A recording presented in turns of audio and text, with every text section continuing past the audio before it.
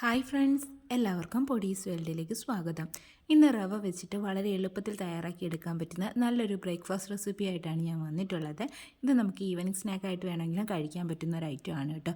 Video കണ്ടുകൊണ്ടിരിക്കുമ്പോൾ ഇഷ്ടമാവുകയാണെന്നുണ്ടെങ്കിൽ മറക്കാതെ ഒന്ന് ലൈക്കും കൂടി ചെയ്തേക്കണേ. അപ്പോൾ നമുക്കിതെങ്ങനെ തയ്യാറാക്കുന്നതെന്നൊന്ന് നോക്കിയിട്ട് വരാം.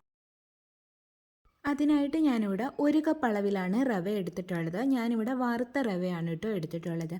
അത് നമുക്കൊരു പാത്രത്തിലേക്ക് അങ്ങ് ഇട്ട് കൊടുക്കാം. അതിനുശേഷം നമുക്കിതിലേക്ക് ഒരു 1/4 ടീസ്പൂൺ അളവിൽ ജീരകം ചേർത്ത് കൊടുക്കാം. ഞാനിവിടെ ചെറിയ ജീരകമാണ് കേട്ടോ ചേർത്ത് കൊടുക്കുന്നത്. ഇതിൻ്റെ ആ ഒരു ടേസ്റ്റ് ഇഷ്ടമല്ലെന്നുണ്ടെങ്കിൽ ചേർക്കേണ്ട, ഒഴിവാക്കാം. പിന്നീട് നമുക്കിതിലേക്ക് ഒരു 3 ടേബിൾ സ്പൂൺ അളവിൽ ചിരകിയ തേങ്ങ കൂടി ചേർത്ത് കൊടുക്കാം. പിന്നീട് നമുക്കിതിലേക്ക് സവാള ചേർത്ത് കൊടുക്കാം. ഞാനിവിടെ ഒരു ചെറിയ സവാളയാണ് കേട്ടോ എടുത്തിട്ടുള്ളത്. അത് വളരെ ചെറുതായിട്ടൊന്ന് അരിഞ്ഞെടുത്തിട്ടും കൂടിയുണ്ട്. അത് നമുക്കിതിലേക്ക് ചേർത്ത് കൊടുക്കാം. അടുത്തതായിട്ട് നമുക്കിതിലേക്ക് ക്യാരറ്റ് ചേർത്ത് കൊടുക്കാം. അതൊന്ന് ഗ്രേറ്റ് ചെയ്തിട്ടാണ് ചേർത്ത് കൊടുക്കുന്നത്. ഒരു ചെറിയ ക്യാരറ്റിൻ്റെ പകുതി ക്യാരറ്റ് ഞാൻ എടുത്തിട്ടുള്ളൂ കേട്ടോ. നമ്മളിതിലേക്ക് ചേർക്കുന്ന ചേരുവകളെല്ലാം വളരെ നൈസാക്കി അരിഞ്ഞിട്ട് വേണം ചേർത്ത് കൊടുക്കാൻ വേണ്ടിയിട്ട്. ഇനി നമുക്കിതിലേക്ക് ഒരു ചെറിയ കഷ്ണം ഇഞ്ചി ചെറുതായിട്ട് ചോപ്പ് ചെയ്തെടുത്തത് കൂടി ചേർത്ത് കൊടുക്കാം. അതിനുശേഷം ഞാനിതിലേക്ക് കുറച്ച് കറിവേപ്പില കൂടി ചേർത്ത് കൊടുക്കുന്നുണ്ട്. അതും ചെറുതായിട്ടൊന്ന് അരിഞ്ഞെടുത്തിട്ടുണ്ട്. പിന്നീട് നമുക്കിതിലേക്ക് പച്ചമുളക് ചേർത്ത് കൊടുക്കാം. ഞാനിവിടെ ഒരു ചെറിയ പച്ചമുളകാണ് കേട്ടോ എടുത്തിട്ടുള്ളത്. അതും നൈസായിട്ടൊന്ന് അരിഞ്ഞെടുത്തിട്ടുണ്ട്. പച്ചമുളകിൻ്റെ എണ്ണമൊക്കെ നമ്മളുടെ എരിവിനനുസരിച്ചിട്ട് കൂട്ടുകയോ കുറയ്ക്കുകയോ ചെയ്യാം. പച്ചമുളകിന് പകരം ചില്ലി ഫ്ലേക്സ് വേണമെങ്കിലും ഉപയോഗിക്കാം കേട്ടോ. ഇത് നമുക്ക് കറികളൊന്നും ഇല്ലാതെ തന്നെ കഴിക്കാൻ വേണ്ടിയിട്ട് പറ്റുന്ന ഒരു ഐറ്റം ആണ് കേട്ടോ. അടുത്തതായിട്ട് നമുക്കിതിലേക്ക് 1 ടേബിൾ സ്പൂൺ അളവിൽ തൈര് കൂടി ചേർത്ത് കൊടുക്കാം. ഇനി നമുക്കിതിലേക്ക് ആവശ്യമായിട്ടുള്ള ഉപ്പ് കൂടി ചേർത്ത് കൊടുത്തതിന് ശേഷം ഇത് നന്നായിട്ട് മിക്സ് ചെയ്തിട്ട് എടുക്കാം. ഇനി നമുക്കിതിലേക്ക് ആവശ്യത്തിന് വെള്ളം ഒഴിച്ചിട്ട് ഇതൊന്ന് മിക്സ് ചെയ്തിട്ട് എടുക്കാം. ഞാനിവിടെ 1.5 കപ്പ് അളവിലാണ് വെള്ളം ഒഴിച്ച് കൊടുത്തിട്ടുള്ളത് കേട്ടോ. റവയുടെ അനുസരിച്ച് ഈ വെള്ളത്തിൻ്റെ അളവിൽ ചെറിയ വ്യത്യാസം വരും. അപ്പോൾ ഈ ഒരു കൺസിസ്റ്റൻസിയിലാണ് നമ്മുടെ മാവ് ഇരിക്കേണ്ടുള്ളത് കേട്ടോ.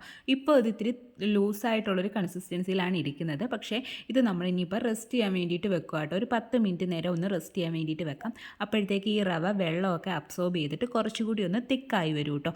നമുക്ക് കുറച്ച് തിക്കായിട്ടുള്ളൊരു കൺസിസ്റ്റൻസിയാണ് വേണ്ടുള്ളത്.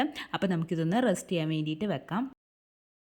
അപ്പോൾ ഒരു 10 മിനിറ്റൊക്കെ ആയിട്ടുണ്ട്. ആ ഒരു സമയം കൊണ്ട് തന്നെ നമ്മുടെ ഈ ഒരു ബാറ്റർ ഒന്ന് തിക്കായി വന്നിട്ടുണ്ട്. അതുപോലെ തന്നെ റവയും ഒന്ന് സോഫ്റ്റ് ആയിട്ട് വന്നിട്ടുണ്ട് കേട്ടോ. ഇനി നമുക്കിതൊന്ന് തയ്യാറാക്കി തുടങ്ങാം. അതിനായിട്ട് ഞാനിവിടെ ഒരു ഫ്രൈയിങ് പാൻ ആണ് കേട്ടോ എടുത്തിട്ടുള്ളത്. അതിലേക്ക് നമുക്ക് കുറച്ച് ഓയിലൊന്ന് തടവി കൊടുക്കാം. ശേഷം നമ്മൾ തയ്യാറാക്കി വെച്ചിട്ടുണ്ടായിരുന്ന ആ ഒരു മാവുണ്ടല്ലോ, അതൊന്നുകൂടി ഒന്ന് മിക്സ് ചെയ്തെടുത്തതിന് ശേഷം ഒരു തവി മാവ് നമുക്കിതിലേക്ക് ഒഴിച്ചു കൊടുക്കാം. എന്നിട്ട് നമുക്കിതൊന്ന് പരത്തി കൊടുക്കാം. നമ്മൾ ദോശയൊക്കെ പരത്തുന്ന കണക്ക് പരത്തിയിട്ട് എടുക്കാൻ വേണ്ടിയിട്ട് പറ്റത്തില്ല കേട്ടോ. ഞാൻ ഈ കാണിക്കുന്ന കണക്കൊന്ന് പരത്തിയിട്ട് എടുക്കുക. വളരെ തിന്നായിട്ട് പരത്തരുത് കേട്ടോ. കുറച്ച് തിക്നെസ് വേണം. ആ ഒരു തിക്നെസ്സിൽ വേണം നമ്മളൊന്ന് പരത്തിയിട്ട് എടുക്കാൻ വേണ്ടിയിട്ട്. ഇനി നമുക്കിതിൻ്റെ മുകളിലേക്ക് കുറച്ച് ഓയിലും കൂടി ഒന്ന് ഒഴിച്ചു കൊടുക്കാം.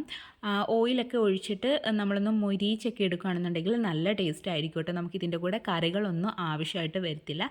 ഇനി നമുക്കിതൊരു ലോ ടു മീഡിയം ഫ്ലെയിമിലേക്ക് മാറ്റാം. എന്നിട്ട് ഇതൊന്ന് അടച്ച് വെച്ചിട്ട് കുക്ക് ചെയ്തിട്ട് എടുക്കാം കേട്ടോ. അപ്പോൾ ഒരു സൈഡൊന്ന് കുക്കായി വന്നിട്ടുണ്ട്. ഇനി നമുക്കിതൊന്ന് തിരിച്ചിട്ട് കൊടുക്കാം. എന്നിട്ട് അപ്പുറത്തെ സൈഡും കൂടി നമുക്കൊന്ന് കുക്ക് ചെയ്തിട്ട് എടുക്കാം കേട്ടോ. ഇനി അടച്ച് വെക്കേണ്ട ആവശ്യമില്ല. തുറന്ന് വെച്ചിട്ട് കുക്ക് ചെയ്തിട്ട് എടുത്താൽ മതിയാവും. ലോ ടു മീഡിയം ഫ്ലെയിമിൽ തന്നെ വെച്ചിട്ട് വേണം കുക്ക് ചെയ്തിട്ട് എടുക്കാൻ വേണ്ടിയിട്ട്. ഹൈ ഫ്ലെയിമിലൊക്കെ വെച്ച് കഴിഞ്ഞ് ഇത് പെട്ടെന്ന് അങ്ങ് മൊരിഞ്ഞ് കിട്ടും. പക്ഷേ ഉള്ളു വേഗത്തില്ലായിരിക്കും. അപ്പോൾ ഇങ്ങനെ തന്നെ വേണം മൊരിയിച്ചിട്ട് എടുക്കാൻ വേണ്ടിയിട്ട്. നമ്മൾ ആ എണ്ണയൊക്കെ ഒഴിച്ചത് കൊണ്ട് തന്നെ നന്നായിട്ട് മൊരിഞ്ഞ് കിട്ടിയിട്ടുണ്ട്. അപ്പോൾ നമ്മുടെ ഈസി ആയിട്ടുള്ള റവ ദോശ ഇവിടെ റെഡി ആയിട്ടുണ്ട്. നല്ല ടേസ്റ്റുമാണ് കേട്ടോ. ഇത് വെറുതെ കഴിക്കാൻ തന്നെ നല്ല ടേസ്റ്റി ആയിട്ടുള്ള ഒരു റെസിപ്പിയാണ്. അപ്പോൾ ബാക്കിയുള്ളതെല്ലാതും ഞാൻ ഇതേ കണക്ക് തന്നെ റെഡിയാക്കിയിട്ട് എടുത്തിട്ടുണ്ട് കേട്ടോ. ഈ ഒരു അളവിൽ എനിക്കൊരു 6 ദോശയാണ് കേട്ടോ കിട്ടിയിട്ടുള്ളത്. അപ്പോൾ എല്ലാവരും ഇതൊന്നും ട്രൈ ചെയ്ത് നോക്കണേ. വളരെ എളുപ്പത്തിൽ തയ്യാറാക്കി എടുക്കാൻ പറ്റുന്ന നല്ല ടേസ്റ്റി ആയിട്ടുള്ളൊരു ബ്രേക്ക്ഫാസ്റ്റ് റെസിപ്പിയാണ്. ബ്രേക്ക്ഫാസ്റ്റായിട്ട് മാത്രമല്ല കേട്ടോ, നമുക്കിതൊരു ഈവനിങ് സ്നാക്കായിട്ട് കൂടി കഴിക്കാൻ പറ്റുന്ന ഒരു ഐറ്റമാണ്. കറികൾ പോലും ആവശ്യമില്ലാത്തൊരു റെസിപ്പിയാണ്. അതുകൊണ്ട് തന്നെ മടി പിടിച്ചിരിക്കുന്ന ദിവസങ്ങളിലൊക്കെ പെട്ടെന്ന് റെഡിയാക്കി എടുക്കാൻ പറ്റുന്ന നല്ലൊരു റെസിപ്പിയാണ്. അപ്പോൾ എല്ലാവരും ട്രൈ ചെയ്ത് നോക്കുക. വീഡിയോ ഇഷ്ടമാവുകയാണെന്നുണ്ടെങ്കിൽ മറക്കാതെ ഒന്ന് ലൈക്കും കൂടി ചെയ്തേക്കണേ. അതുപോലെ തന്നെ ആദ്യമായിട്ട് ചാനൽ കാണുന്ന കൂട്ടുകാരൊക്കെ ഉണ്ടെങ്കിൽ പ്ലീസ് ഒന്ന് സബ്സ്ക്രൈബ് ചെയ്ത് സപ്പോർട്ടും കൂടി ചെയ്യണേ. വീണ്ടും നല്ലൊരു വീഡിയോ ആയിട്ട് വരാം. Thanks for watching.